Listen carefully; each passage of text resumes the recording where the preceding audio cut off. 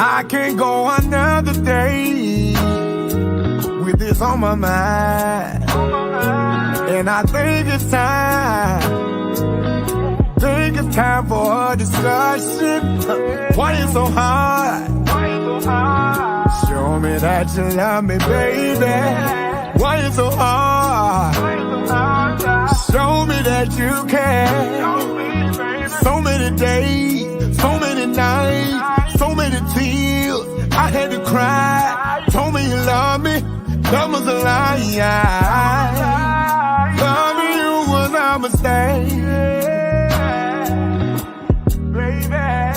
Loving you was a mistake. Loving you was a mistake. Loving you was a mistake.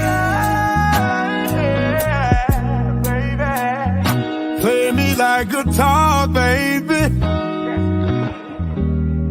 You only love me for breathing.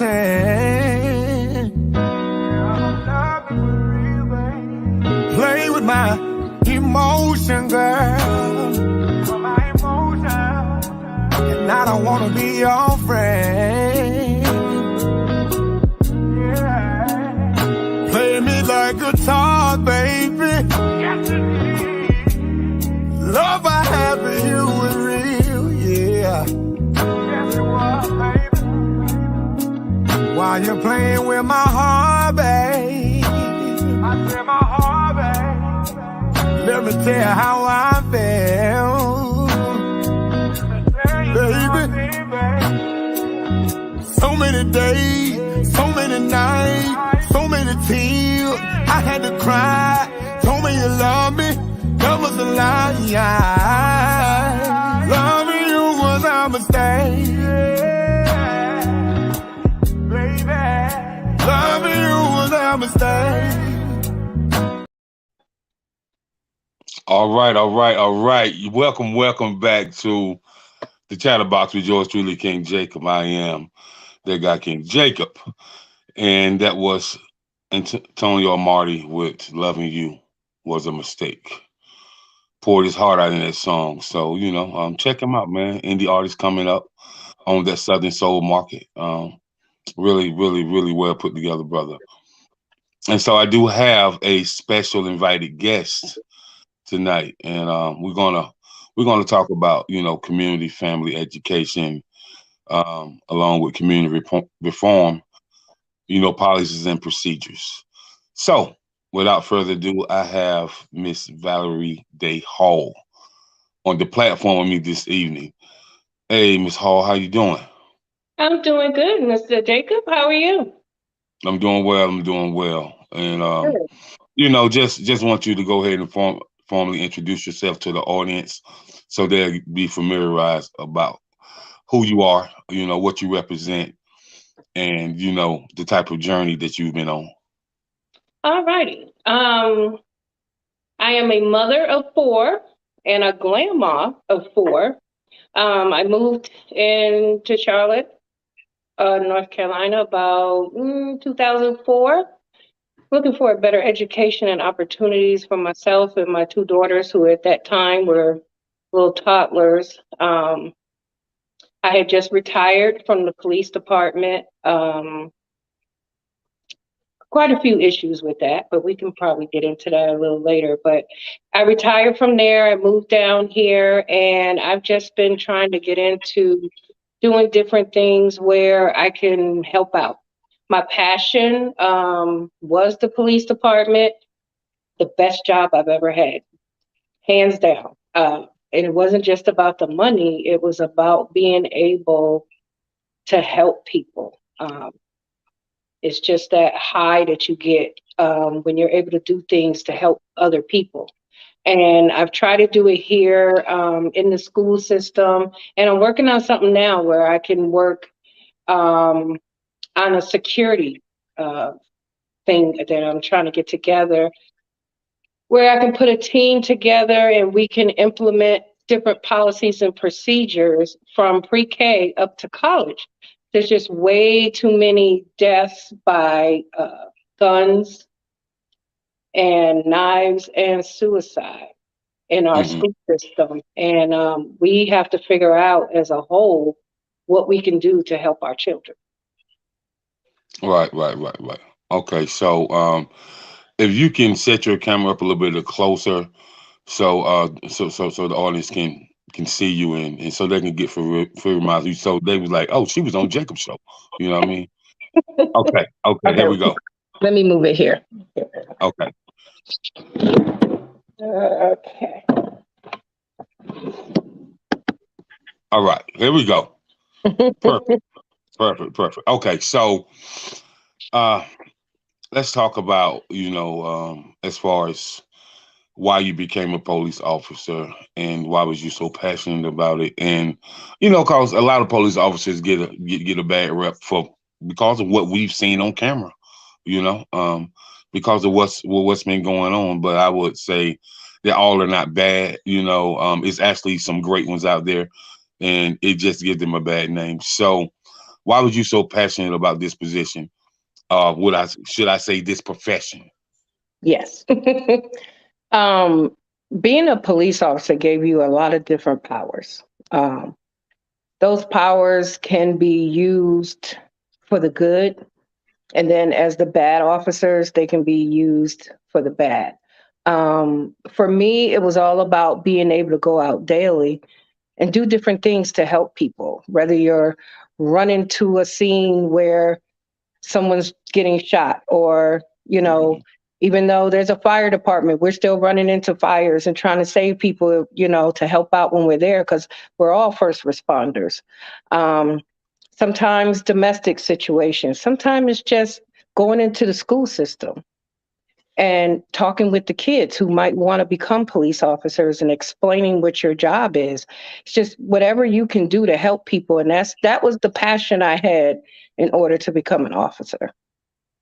Okay, okay, okay. So with that passion, what did you learn once you was on the inside? On the inside end of being a police officer. Because you hear a lot of things on the outside looking in, but to really be talking to you, and you was on the inside looking in, and you knew what went on, good and bad. Um, so what are some of the things that you learned that you can take with you, or you can help you navigate through life as well as help other people to give them a better insight? So they Okay. won't be so judgmental when it comes to law officials or law enforcement.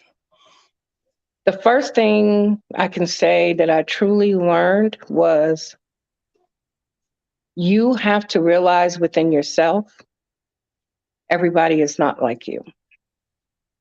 And that was one of the biggest things. I kind of felt going into the police department that every officer had the same goals in mind as I did. And I had to Mhm. find out that that was not true. Um, there is a lot of good in the police department, but just like everybody else who sees the bad on the outside, trust and believe we saw it on the inside too. I was actually a victim of it. Um, I had an officer who had typed KKK, and I had to report that because in our policies and procedures, anything racial, we're supposed to report to our supervisor. And Mhm. once I did, it went kind of crazy trying to stay on the force. I got a lot of backlash from white officers and some black, because they're all about that code blue. I'm not about code blue. I'm about code right. So if you're right, you're right. If you're wrong, you're wrong. And I ended up going through quite a bit on the force right before I retired. Um, but there are some great officers out there who are really truly trying to help and do what they can for the good of the community.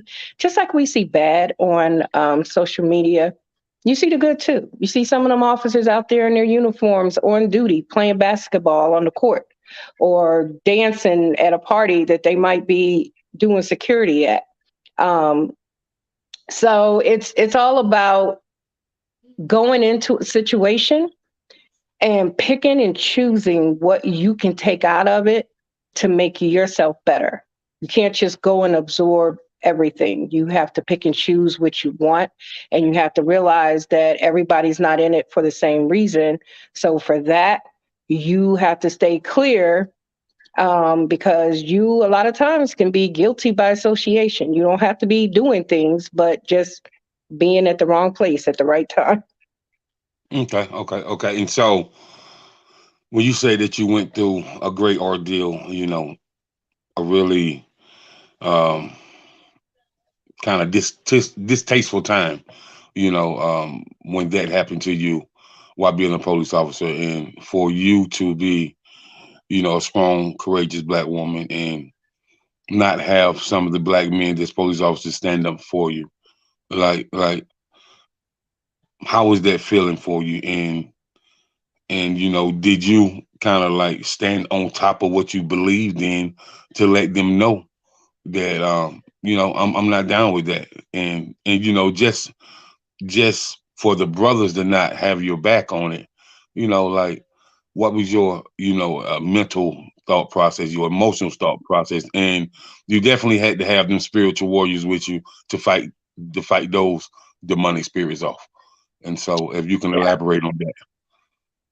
Um, it's very hurtful. Even if we take race out of it and don't say it's black or white, if we just say it's right and wrong, um, it's very hurtful to know that when you are standing for right, that group of people on your side is so much smaller than the other group. And it is a lot added on when you have to put the race in it too. Um, I really felt alone in the end of my career. Um, it got to the point where I would call for cover. Nobody would come, black or white. Mm, Um, I went and got in the police department. If you have an arrest, you're up on our booking ramp, and you take your so your car is still parked there. And I went to get on to come in on the midnight shift, and my car wasn't in our regular parking lot. So the person who had my car before me had an arrest. So I had to go up to the booking ramp and get my car. And you do like truck drivers do. When you get in your car, you're checking around. You have to make sure your lights and sirens are working, check your tires, check inside. You have to do everything. So I did my little check of the car and got in. It was a summer night. It was kind of hot. And I got in the car and I turned the air conditioner on. And someone had taken the vents out of the air conditioning vent area and put powder in it. So when I turned the air on, I had powder blown all in my face and in my eyes. And I had to go to the emergency room and have my eyes flushed out. And I missed a few days of work. And then, like I said, you would call for cover, you wouldn't get it. It was just, it was horrible because you know that you didn't do anything wrong. You're standing up for mhm, right. I've even had officers, threaten me because I could be out on a call with them and they'll show up, or either I show up, whoever's call it is, and we get there. And when I see you're doing something wrong, like, no, you can't do that. You're not going to hem this black man up on the wall just because you feel like you want to do that because of his race. Like, I didn't stand for any of that. So it was hard knowing that when you were out there, that's all you had was your spiritual guidance with you, because I couldn't trust to get in my car and be safe. I couldn't trust mhm, to call for cover and have someone to show up. So it was kind of like, okay, girl, you out here, you on your own. So make sure whatever you get yourself involved in, you can handle it, because you can't trust and nobody else is going to be there for you. And when I got injured, I ended up rupturing 3 discs in my neck. And I ended up taking a disability retirement. That part of it had a lot to do with me retiring, because I felt like I would lose my life if I didn't. And mercy. Thank you, Miss Pamela, for joining us. We definitely appreciate that, and thank you for tuning in. And yeah, you know, Miss Val, I've been meaning to get you on this show. I said, I definitely need to reach out to her about the community and stuff. And then when you enlightened me that you was a former police officer, I said perfect. Because we as black and brown people are going through so much right now when it Hmm. comes to how we view the police, how we treated by the police, and just don't even know if we can really trust them because they're supposed to protect and serve. So, and people really feel like they can't trust. See, my brother is a law enforcement official. He works for the Lexington County Sheriff Office, and he's a sergeant correction officer. And so he tell me,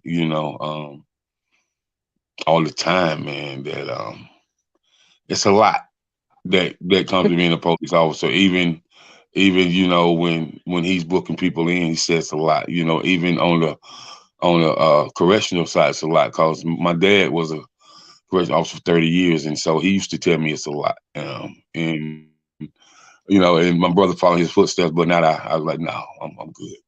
So, but I definitely have I definitely have respect. And Cookies Mill, appreciate you for tuning in as well. And Miss Lamisha McNeil, I appreciate you tuning in. Thank you. And yes, her story needs to be heard. Salute to her for giving me the opportunity. Yes, yes, yes. And so, from that point, and all this happening to you, he's just doing you so dirty and just throwing you all up under the bus. So, with that being said, can we talk about was there any type of justice for you, or did everybody turn it back on you, or did you have to go to some higher ups to get something done?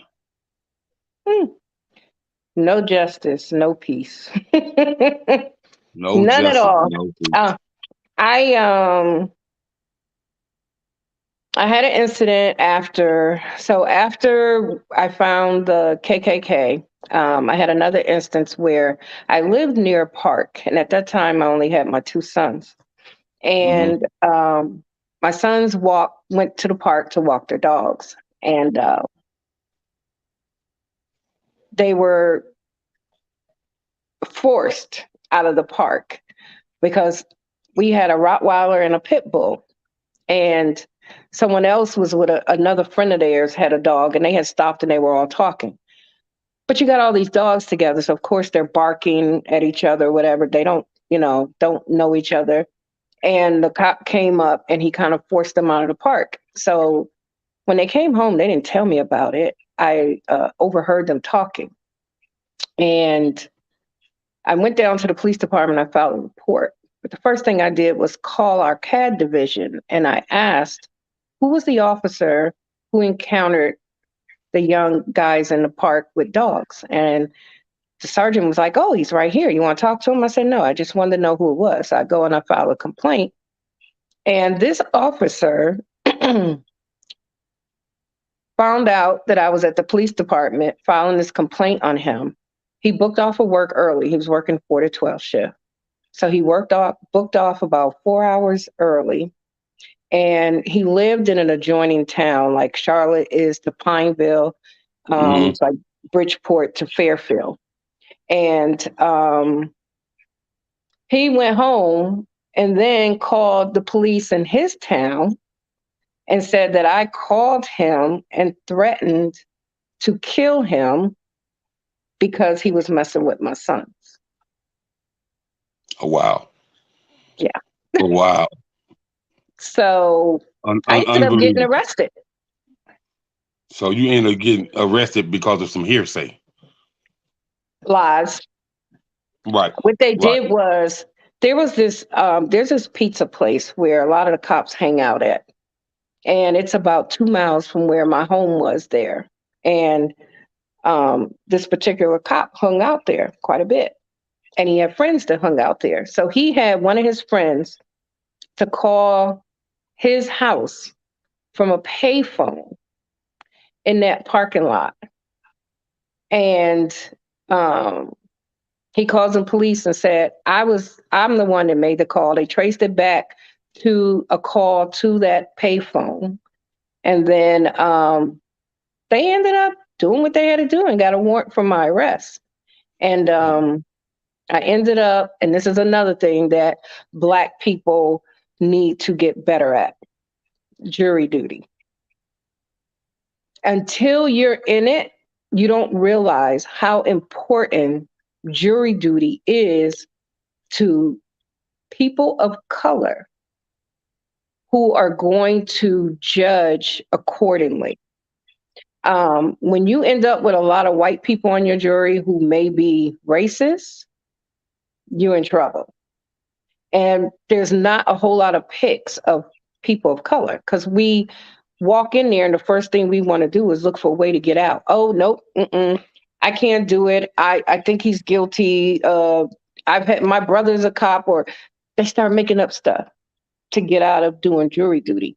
When as a citizen and someone who should be looking out for other people, it's our duty to do jury duty. And I never realized that until I got arrested because I didn't have Blacks on my jury.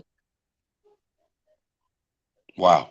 So they ended up finding me guilty because we had other officers who came forward and told even more lies. They said that one officer came forward and said, I told him I called the officer's house, another white officer. Why would I do that?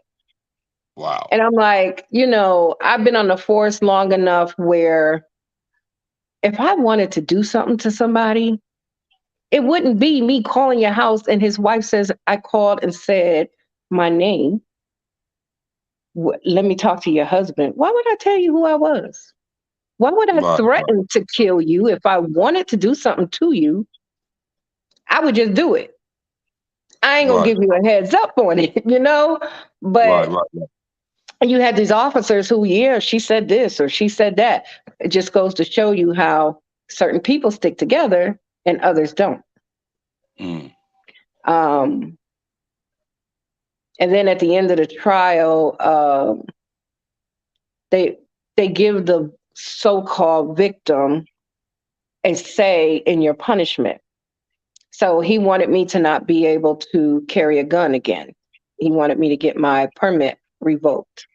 And the judge wouldn't do it because, of course, if that happened, I wouldn't have had a job if I couldn't carry a gun. So that was very traumatic. Plus, still being on the police force through all of this, and you see all these people who have turned against you, and maybe they didn't work your shift, but you might come in on overtime. They're there. Overtime, you may be in a solo car or you may be in a car with a partner. You never knew who you were going to be with. So it got to the point where I just couldn't trust anybody. Everything for me was on my own. And throughout my career on the police force, I've never chosen a two-man car because I'm one of those, if I'm hot, I'm hot. If I'm cold, I'm cold. If I want to listen to R&B, that's what I want to listen to. And when you got somebody else in the car, you got to take all that into consideration. So I've always been in a solo car unless it was overtime anyway. But that overtime, you just didn't know. And then somebody might be working over on your shift and I'm calling for cover and they might be the car that needs to come and now they're not coming. I've called on the radio. Oh, I need help. Nothing. So like I said, that was a big decision. And when I got my injury, that yes, it's time for me to go. I have children and these people out here are not worth my life. Right. And so how long was you actually on the force? I retired after almost 13 years. Okay. Wow. What a crazy experience. Yeah. Here you are trying to protect and serve and trying to show, the younger generation it's okay if you want to do this profession, There are some black and brown people that is of value that hold up the law, Right. but you can't even do the right thing because everybody's so cutthroat around you, and people are trying to um, you know take your freedom away from you. Say take your livelihood away. Mm-hmm. And so, but I'm glad that God definitely brought you through, and Yes. I'm glad as the old folks say, you you're living to tell your testimony. That's right. Yeah, It's a that's right. blessing. It is. It is. So Mm-hmm. this brings me up to the question before we get into the reform.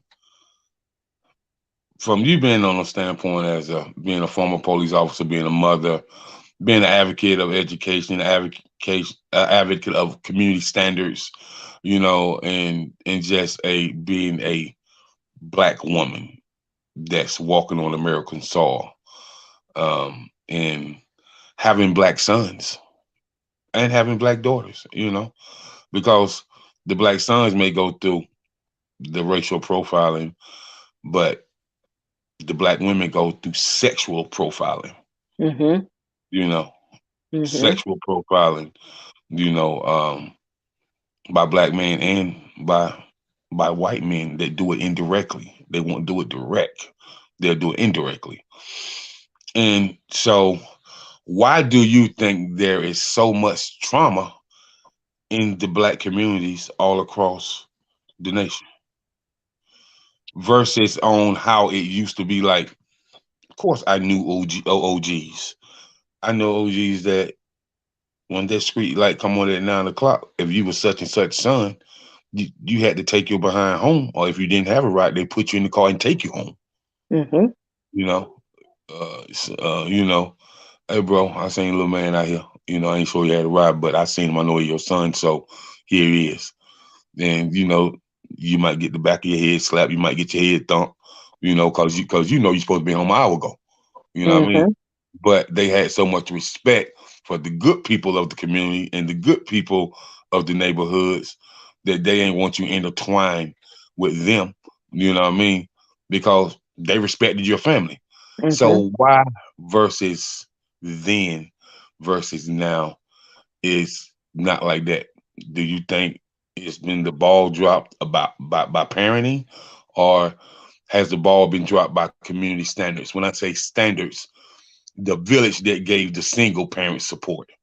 You know what I mean? So, what are your thoughts on that? I think number one would definitely be parenting.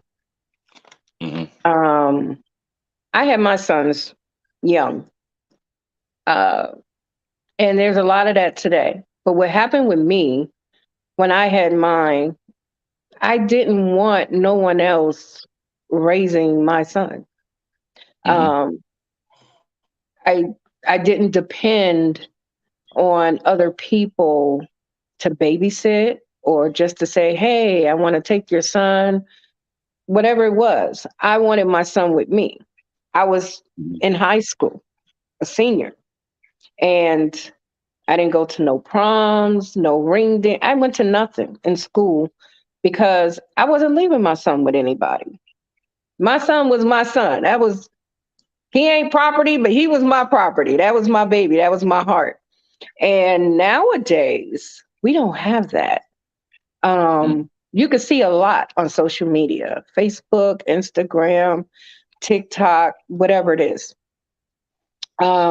A lot of parents are very young, and not just young, but they don't even know how to take care of themselves. And if you can't take care of yourself, you don't know what's best to do for anybody else, including your child or anybody else's child. So now, because the households are much younger than what they were when I grew up, like my neighbors who had children were my parents' age. Hmm. That's not the case now. You have more and more young people out there on their own. Some are working, some are on state aid, whatever it is, and the kids are out there. And the first thing we do, which is the first thing I always said about my kids, I would not do. I'm never going to ever tell you what my child won't do. because what your child does in your eyesight is not what they do when they're not in front of you. And I realized that. So as parents, we get defensive. And if anybody says, not even touch, if anybody says anything about our child, we ready to go to war. Mm. So now, because of that, the community is not willing to get involved because why should I help your child if you don't want me to? What That's I'm true. about to do or what I'm about to say, it don't help just me and the community by keeping your child on the right track, but it helps you and your child too. So your child ain't locked up, your child's home with you, and you don't have to worry about trying to answer to anything. So if we started with the parenting and did better and then got back to the community, I think things would be back the way they were. But that's a big but because it's gonna be hard to change people and how their mental status is. Um, we're ready to, if you look at Shanquilla Robinson, Mm, we're mm, ready. mm. We're ready to fight it out. Nobody wants to just sit down and talk about anything. Um, we just we need to be on one accord, but during this time and age where it's not, I don't see it happening. I just don't. Okay, But so we gonna get to Miss Shaquilla Robinson, R.I.P. to her. But if you can go ahead and read the comments that's on the screen, and give me your spill on the comment on how we can change the narrative. okay, I can't see any comments. Okay, it says parenting, community, human values are definitely down. And so just to piggyback off that statement, why is that down this day and age, and how can we as people change the narrative?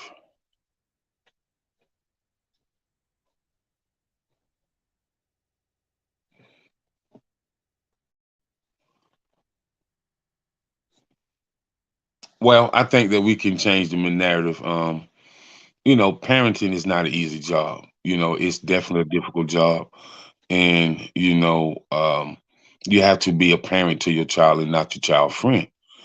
And so, an authority figure first, um, teaching them right from wrong as well, and letting your child understand that you can do anything um, that you want to do, but you have to put God first. And I just really don't think when it comes to putting God first and teaching them about God and teaching them about human values and teaching them about humanity and just teaching them about that is one thing that nobody can ever take away from you is power. Your knowledge is your power. And so you know i I do a lot of studying on Black history. So I study people. Like one of my favorite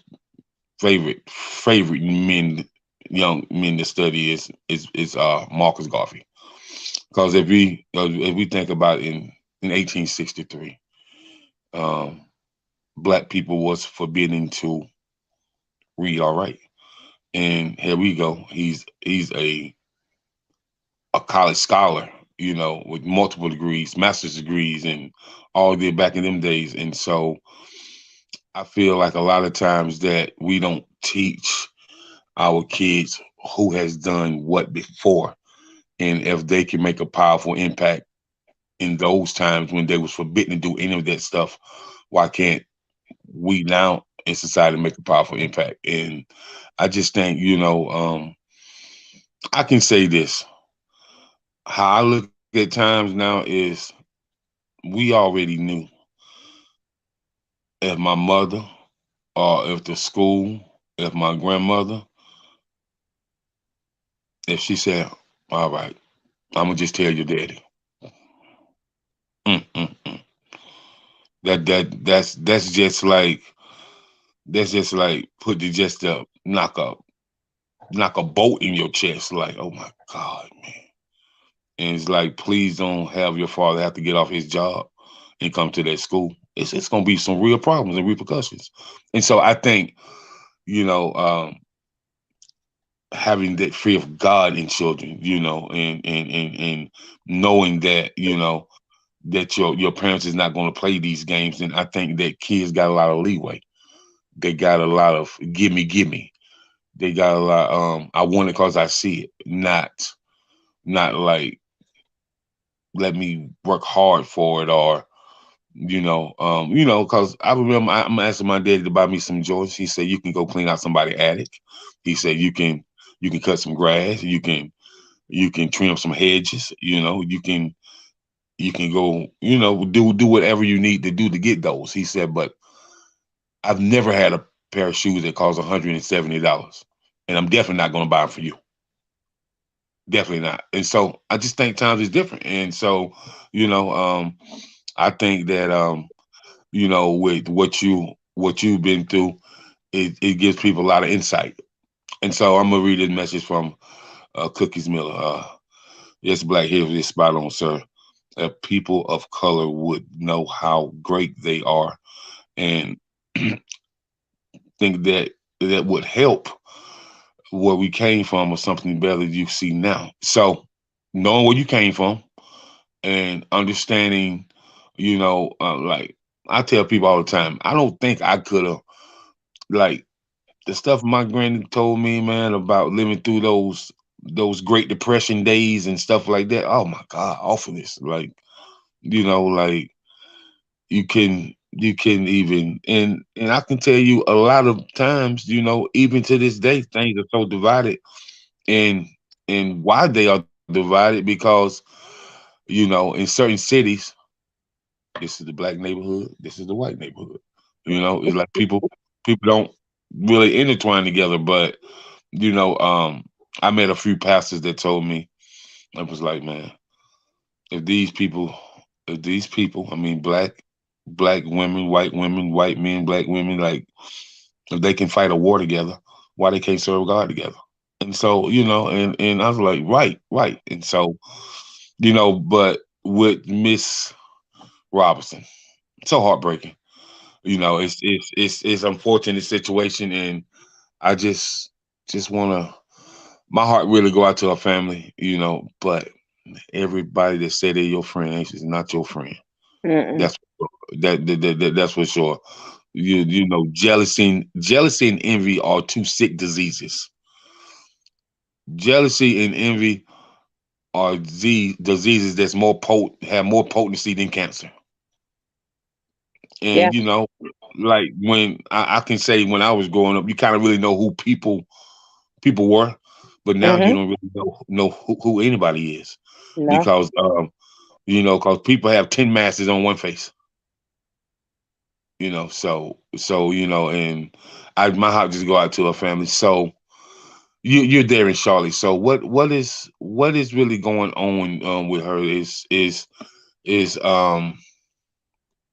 that, like, that's when I hear this, because my mom been talking about, my sister been talking about Miss Robinson, and to kind of lure her in, and then somebody said that it's some things happened in her past that that it ended up not good on somebody else's end, and some people think this was what, revenge or something. I don't know. I don't know. Yeah, it hit home for me. I have two daughters in college. They go to North Carolina A&T.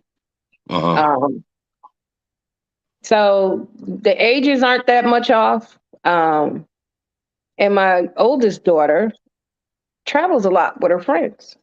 So it Hmm. definitely hit home for me. Like, girl, you might need to calm some of that down. But I really, really felt heartbroken by her death. I went to her funeral.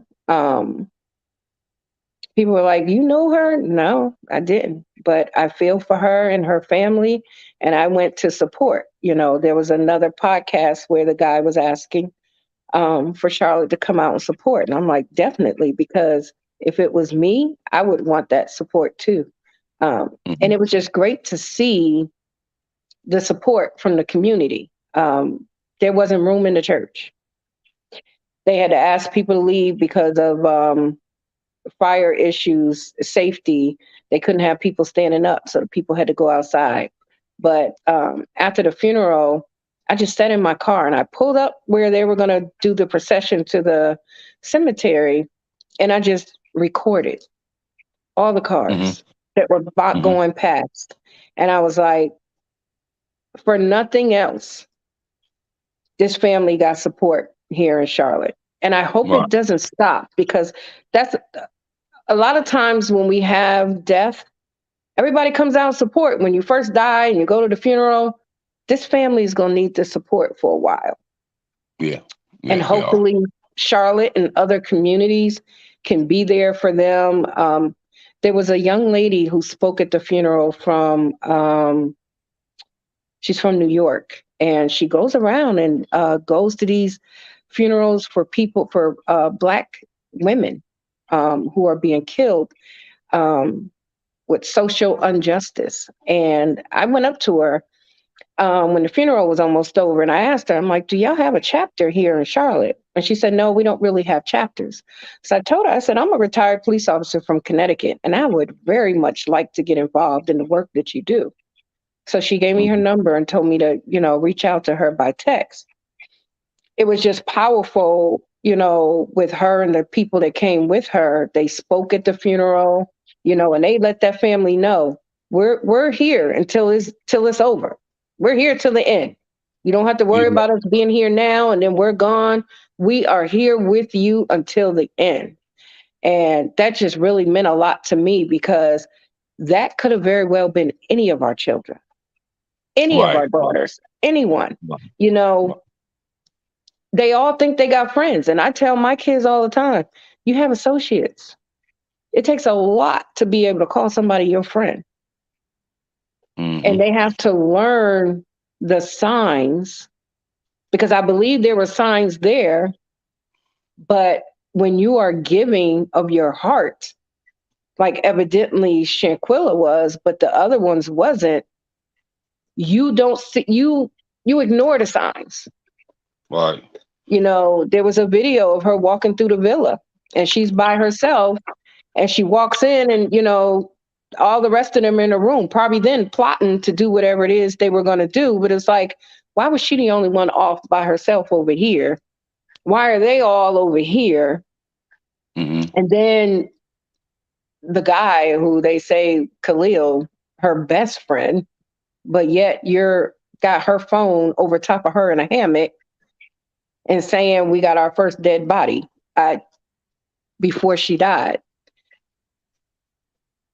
That's All of crazy. it is just so hurtful and heartbreaking, because you got to just think what that young lady went through before she actually died. Yeah, yeah, yeah. That's a horrible way to die. Yes. And it's so sad that she's no longer here. And so before we go to a quick commercial break, I'm going to respond to a post. She says, um, Miss Cookies Miller. I think Cookies Miller says, need to know about you. The first time I'm hearing about the podcast. So I will tell you this about me. I've been around for a while. Been in the music business for since about 1997. I traveled all over the country, managing groups, doing promotions, street team promotions, club promotions. But Mr. Cookie Miller, I'm sorry, I'm sorry. So, um, yeah, I traveled all the music, but I've always been in the community through my dad. So I started off in the church, and so church taught me how to do business.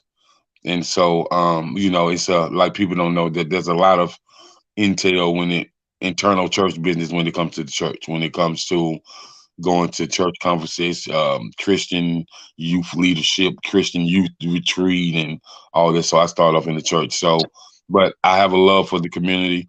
I have a love for the homeless. I have a love for the absentee of a father. I work with kids. I mentor kids. I'm also a national junior college recruiter. So I work with a lot of children as well. But yeah, I want to get down to the nitty gritty, no holds barred. I want us to talk about what need to be talked about. You know, everybody that tuned in, I just want y'all to know y'all voices are powerful. The voice is powerful. The voice is powerful. The voice is a toolage. We can even break it down to the powerful voice in the Bible of Apostle Paul. You know what I mean? You know how God allowed his voice to kind of, you know, lead people to the word, and so they can become obedient, while listening to the word. So it's so many people that honor and admire and respect you guys, and you they might not tell you that they honor and admire you. They might not even tell you that you inspire them, but they watching, they listening, and they gonna get the courage one day to say, "Man, how did you do that? Can you show me?" So I tell people your network is your net worth. You know what I mean? And so just continue to build your network. So I appreciate each and every one of you for tuning in. But we're gonna take a quick commercial break, and we'll be right back with none other than Miss Valerie Day-Hall, the showstopper. Yo, what up? This is Big Cappuccino and the Great Wu-Tang Clan, Killer Bees on the Swarm. Yo, what's up, man? It's your boy Bazaar from D12. Yo, what's good, y'all? This is Doug E. Fresh. Hey, Redman is in the building. You already know. Hey guys, this is Emily Peachy. Shout out, man, to Worldwide Collaborations, man. I want to shout out Worldwide Collaborations, LLC. Shout out to the Worldwide Collaborations, LLC. World movement, beyond thousands of movements. The world movement, beyond thousands of movements. All about representing each other together. So check this out. What's up? You want to be a part of this? You want to be a part of the Worldwide Collaboration? You guys should all be a part of Worldwide Collaboration. All right, we're back. Shout out to my guys all across, the East Coast, man, from New York all the way down to Florida, the Worldwide Collaboration, where we use the music platform to help grow networks and excite the youth. And that music platform has kind of helped me out a lot. And what it has did with me and the youth, a lot of youth don't want to talk about their problems. So if they having anxiety attacks or they going through depression. So I asked them, "You listen to music, right?" They said, "Yeah." So I was like, "So what song expresses what you're feeling now?" They'll play a song. They'll tell me how the song connect with them, and then I can get them to talk and open up. And so that's how I use the art platform of music to reach the youth. So we got about 12 minutes left, and so we're gonna get into this community reform policies and procedures. So our local government is something that we need to connect with. We need to hold them accountable, and holding them accountable means that you need to know what policies and procedures are in place, what new bills are being passed, and you need to go to some of the county meetings, the citywide meetings, even go to the school board meetings so you'll know who your local superintendent is for the school. Because a lot of things that go in the school system, it changed so much. And so when you having kids in school, you really need to know what's going on in school statewide, because, the state board of education, changes laws. So you got to tap into the state board of education, no matter what city and state that you're in. And so when I brought Miss Valerie on here, I brought her on here for a reason because, as she sent me, a briefing of her bio, and I seen how she wanted to change the narrative from grades K5 through 12. And then that also goes in effect with policies and procedures, because the youth are going to be adults soon. And so those policies and procedures affect them as well.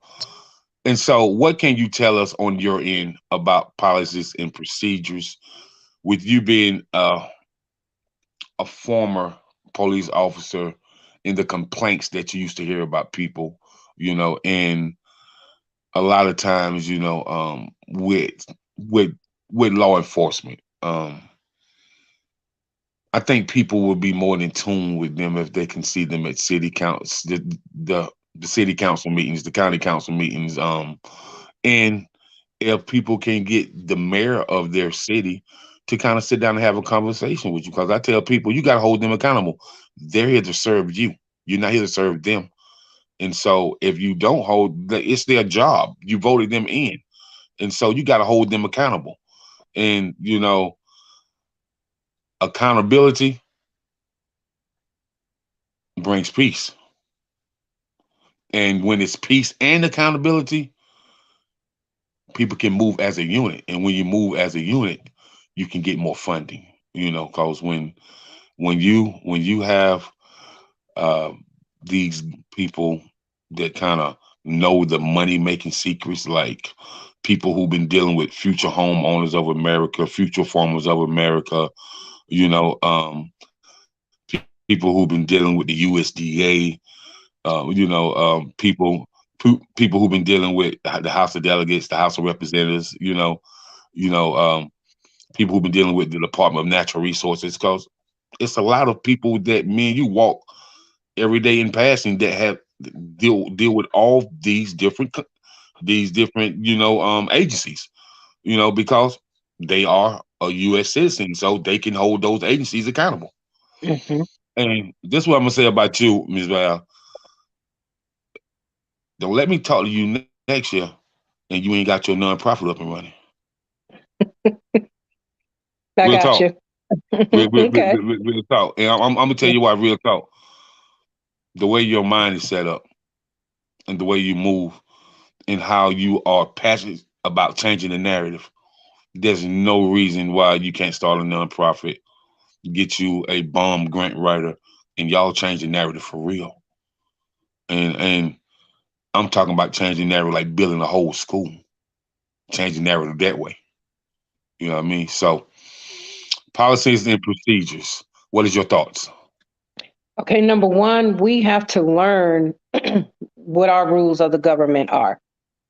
But no, number one, we need to get out and vote because Okay. we need to know the people that we are putting in place that are going to be making these policies and procedures for us. Then we need to know what those policies are. We need to learn them. We need to know the ins and outs of them because we can't hold anybody else accountable if we don't know ourselves. And we have to, we do have to hold them accountable because people don't understand. And I'm going to take it back real simple. There was a young man on a tip from A&T's Homecoming. And he was talking about the artists that were coming in and doing the concert. He said, I'm sorry, my phone just ringing and my phone down. He said, we don't need to sit here and be all excited about you. We paying you. You in our town. So you need to be abiding by what we're doing. You can't take away from what we have and what we do because you're here. We're paying you to be here. But it's the same for government officials. You have been elected to do a job. And without that accountability, that job will never be done. You'll have people sitting in office collecting them paychecks every week, sitting back doing nothing if we don't hold them accountable. And then when you have people like George Floyd, we have to hold these people accountable from cops to government officials to state officials. It doesn't matter who it is. When you're in an office and when you have a job, You have to follow policy and procedure, but you'll never know if they're following if you don't know what it is yourself.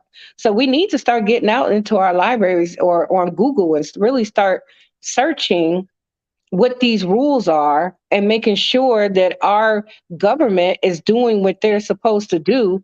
And even we have a voice in that. You don't have to just say, okay, this is what it says, this is what we're going to do. But no, hey, why can't we do this? Why can't we add that? We can be instrumental in implementing new laws, new policies, and new procedures. Right. But it starts with number one, us exercising that right to vote. Right. That's something we fought for, our ancestors fought for a long time. Right. And now that we have that, we don't use the power of it because we don't understand the power of voting. So it all goes back to education. Mm. Okay. Well, you're absolutely right. It does go back to education, and it goes back to education along with participation, you know, along with dedication. Yeah. Hmm. Cause, I tell people talk about the PPP. I talk about the real PPP. You know what I mean? That's power, that's passion, that's production. You know what I Hmm. mean? So, so with that being said, like I said, Ms. Valerie, I'm looking for you to start this nonprofit, and I'm looking for you to have your own podcast too, like real talk. Okay. And the reason I say that about the nonprofit because I already know what you shared with me through the briefing of your bio, and so the reason why I say about the podcast because you reach people, you talk to people, you ain't afraid to open your mouth and talk about what's real.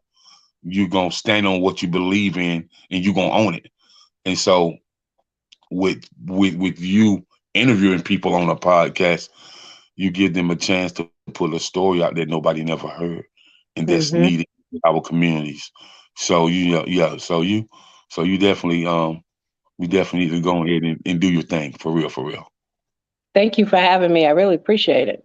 You're welcome. You're welcome. You're welcome, man. I'd definitely like to have you back a little bit later on. I'll let you know. So Okay. for those who want to, connect with you when it comes to, community standards, when it comes to you being an advocate of education, when it comes to you mentoring the youth and, teaching them some things about the political world, about the law enforcement world, and just about how to navigate through your community to be a voice and a leader for your community.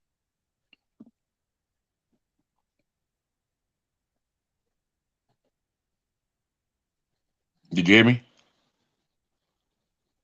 Okay. You there? Yes, I'm here. I'm here. I'm here. Okay. Okay. I can hear you now. Okay, so for those who want to get in contact with you to talk about the community standards, to really for us all to fight and put an end to this gun violence, to talk about even teen suicide, and talk about all the school shootings because the school shootings at an all time high right now, and Mhm. something needs to be done. And I really think a person like yourself can really change the narrative. So I love your story. I love that you're not afraid to speak, that you're gonna stand on top of everything. So for people that want to get in contact with you, can you definitely tell them how you can be reached? Yes, I can be reached by email at vhall292 at gmail.com and on Facebook, Valerie Day-Hall, and on Instagram. Instagram is under my catering name, which is Val's Catering CLT for Charlotte. Let me let me find out. Let me find out. Let me find out that you're a magician in the kitchen. Let me find out. That's what's up. Yeah, That's what cause even a good conversation calls for a good meal. So there you go. yeah, that's what's up. That's what's up. So, for all that tune in, I want to thank you. And I can also be reached via Facebook, Jacob Anderson II. I can also be reached exquisiteexec at gmail.com. That's EXQISITE exec, exec@gmail.com. And you can also reach me at my business email address, which is jacob@exquisiteprforyou.com. I am an employee of Exquisite PR firm. And, we turn dreams into reality. We focus on marketing, branding, and publicity. And we focus on, putting you first. So until next time, I want to say peace, love, and happiness. I want y'all to be blessed, stay encouraged, and do the same thing that I'm going to do for you. You pray for me, I pray for you. We out of here. Yeah.